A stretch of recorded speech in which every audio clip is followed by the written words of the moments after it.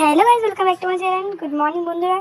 আজকে লোকনাথ পুজো আমাদের বাড়িতে। দেখো পুরো ব্লগ দেখতে পাবে। আমি চান করে নিয়েছি, রেডি ফেডি হয়ে গেছে। চান দান করে এবার একটু চা খেয়ে নেবো।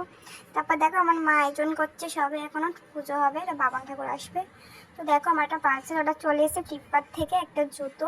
ফ্লিপকার্ট থেকে আর কোনো জিনিস অর্ডার করা উচিত না, কারণ গাইস দেখো আমি দিয়েছি 38, এখানে এসে 36 স্লিপার।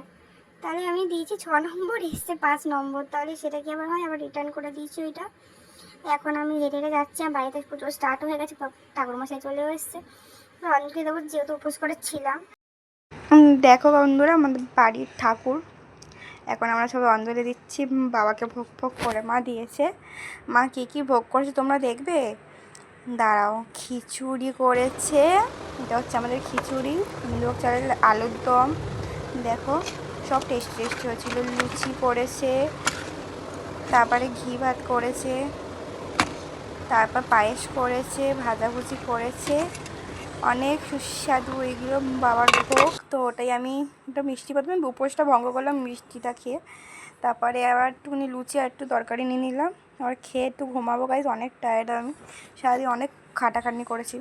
তো একটু সব পিসিরা এসেছিলো, সবাই মিলে একটুখানি ফ্যামিলি গল্প করছিলাম। মা পা ছিল, তো একটু ছাদে এসেছিলাম ভিডিও বানাতে।